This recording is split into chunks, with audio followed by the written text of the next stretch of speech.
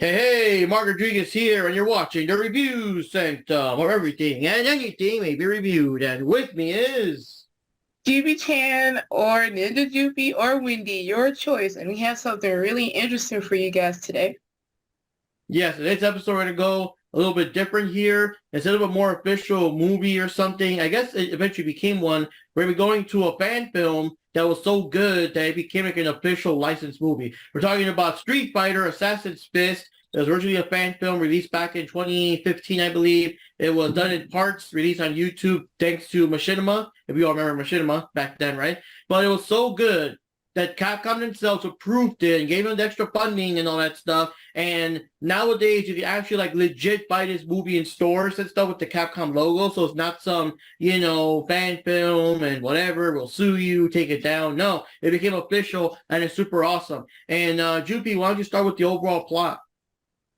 All right, so the plot of this movie deals with it deals with a combination of things that lead up to the first Street Fighter game. So pretty much everything that takes place in the Alpha continuity. So it's about Ken and Ryu, and they're training with their master Gouken, and we learn about Gouken and his past with Goki and Gotetsu. You find out how Goki eventually became Akuma. You find out how they learned about Hado and all that other stuff and how they learned the moves from Gotetsu. And it's pretty cool. And the story does start in 1987, which is awesome. So, anything you'd like to add to that one, Mark?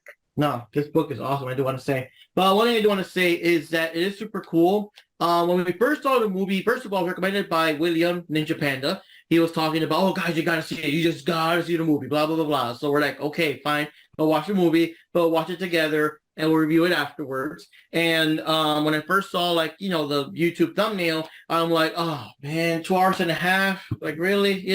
But once you start, you just can't stop. Like it really goes deep into like Ryu and Ken's training and like they have room to like how they get along with each other and stuff. Even go into like the history of why Ryu and Ken, like how they became his pupils to begin with, which is kind of interesting there. And just stuff. Just like how you kind of get used to it. You get used to their routine, the different levels of training and stuff. I mean, in the beginning, it sounds like Ken was just giving up and wanting to leave because I think they were just practicing like the basic martial arts and stuff. But he was like I'm sick of this shit. What are we gonna learn like the actual like the Hadokens and stuff? You know what I mean? And he was ready to quit until the master told him that no, you guys have finally gotten to that part where you can start learning this stuff. So I do like how they go into detail there, but at the same time, due to the flashbacks, you also go into detail of how Gouken and Goki train under Gotetsu and kind of like their trials and tribulations. But of course, as you guys know from playing Street Fighter,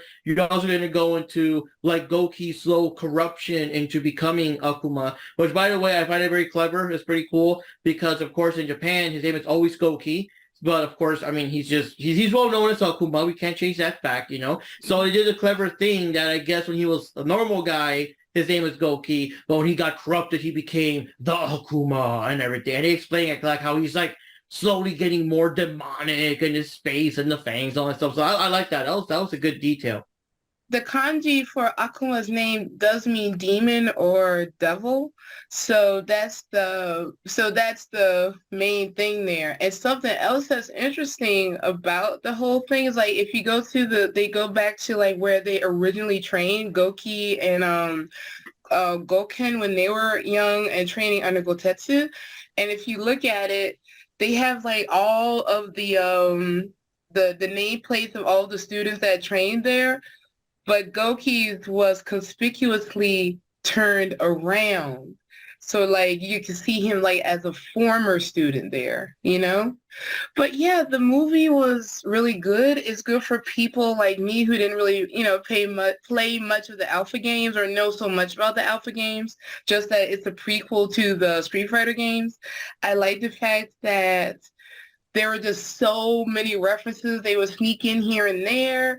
I like the music that they would put in there, like different renditions of Ken Ryu's theme.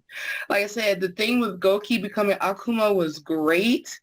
And the main thing, we found out how how Ryu always had the white headband like in Alpha, and then we find out how he ends up with the red headband, and it's a little small detail, but you could really tell that those involved in this project, they were really, really dedicated to the Street Fighter lore and all of that. So I throw my hand off to him because this really helped a person like me. And even though it was like 2.5 hours, and you can really tell that was segmented because there were just some parts where they kept replaying flashbacks because you could tell like, those were probably meant to be seen like, oh, this week, like you would a weekly TV show, like, oh, we do a flashback to remind the viewers what they missed from the last portion.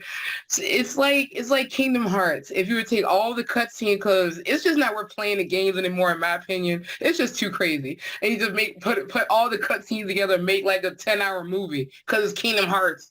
But but this just would have been done way better. Even the effects were really nice.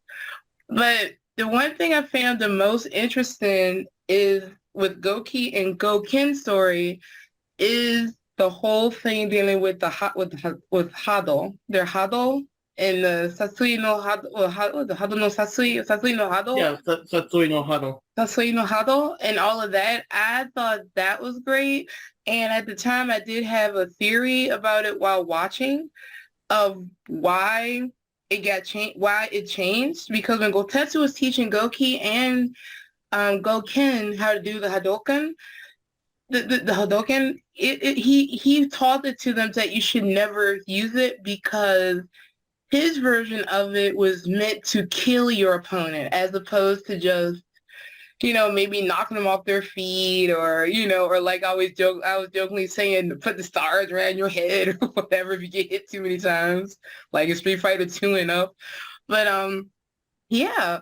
And then you have Gouken teaching it to Ryu and Ken, the move is fine. So I had my theory that because Gotetsu was a warrior, I guess a soldier, he was used to the old ways of Japan.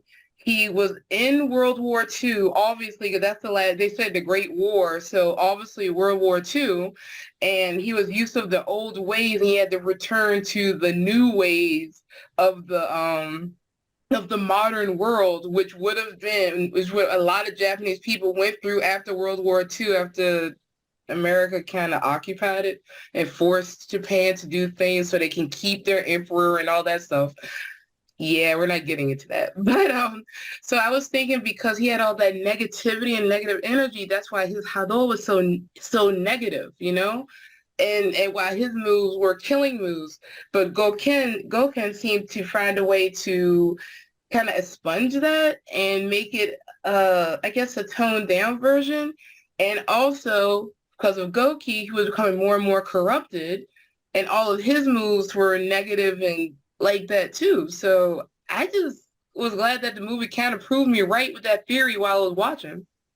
Yeah, that was kind of cool. And I also like how Ken kind of shows off a bit of the newer generation, because now in his version of the Hadoken and I guess it was called a Natsen or something like that, a Natsuken fighting style, because of course thanks to the Super Nintendo instruction manuals, the Ryu fighting style was always known as Shotokan karate, and that's why like nowadays in fighting game terms, where people refer to the Shotos. The Shotos are Ryu and Ken or any other character that kind of fights like Ryu and Ken with a fireball and uppercut kind of move, But the actual martial art in Japan is called like Anasutsuken or something like that, and yeah, it's taking a while to get used to. I'm so used to the Shotokan stuff. Even the Udon comics that are more like faithful, they still call it the Shotokan karate, But anyways, in Ken's version, now Ken's using like more of his own flair for his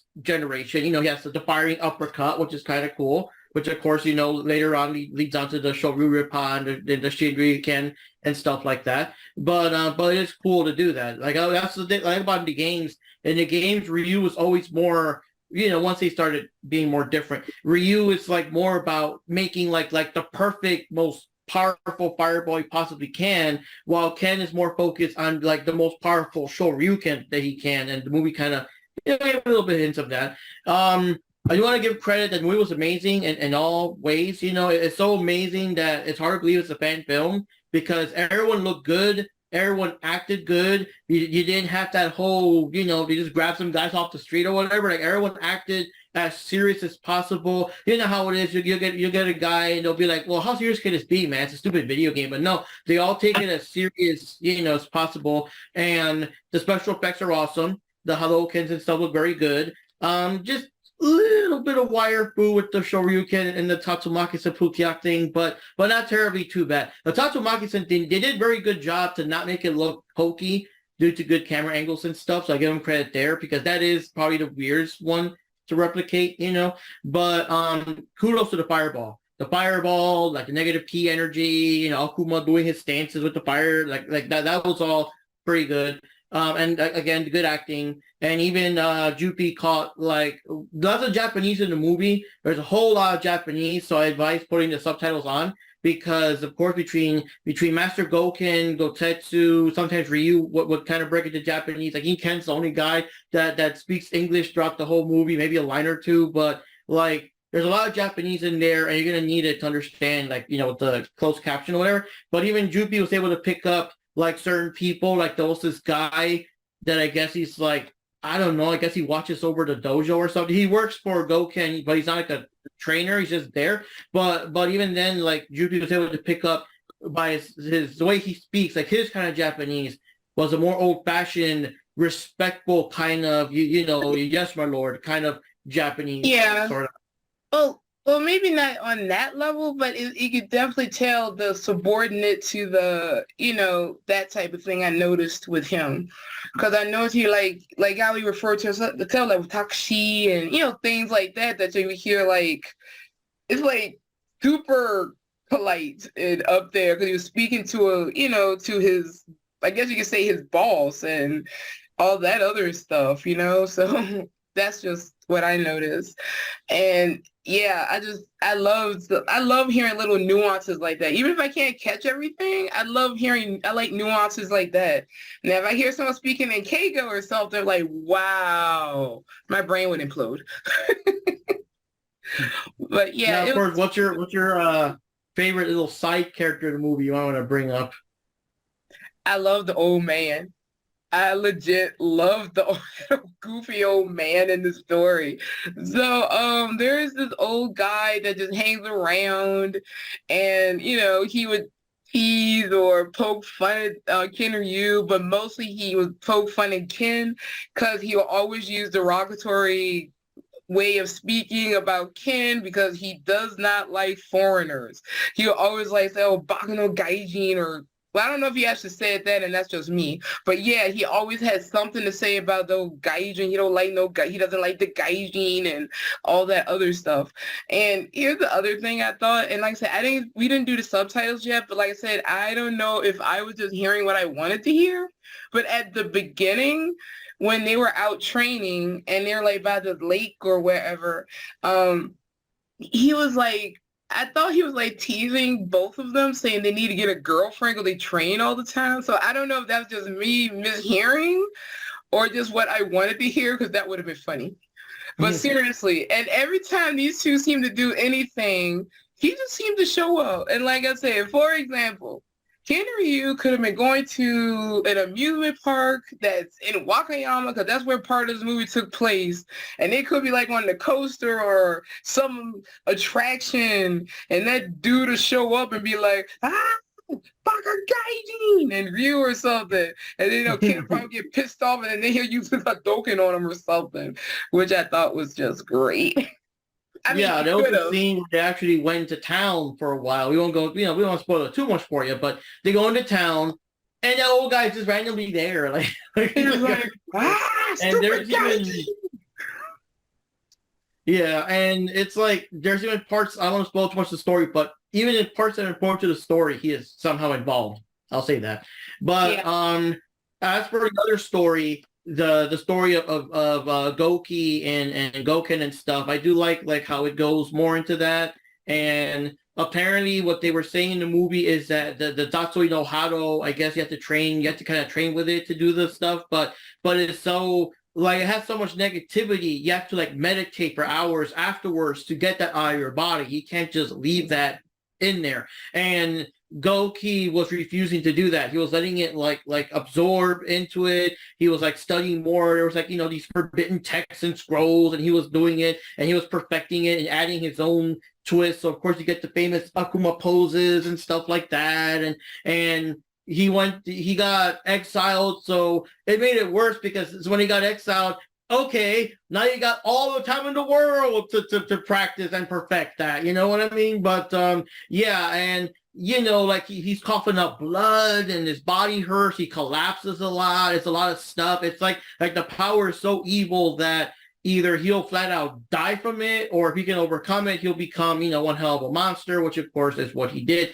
But yeah, just all of that and how he slowly gained corrupted. And there's still some parts that he still feels, kind of bad or kind of guilty. There's like this girl that lives with him. I guess it's Gotetsu's daughter, or they already specified daughter, maybe, that was named No, Saya. they said it was he took care of her because he I think it was something that he knew, and he died, and he just took care of her, or a brother, and because she acted as his niece or something like that. But I forgot the actual connection.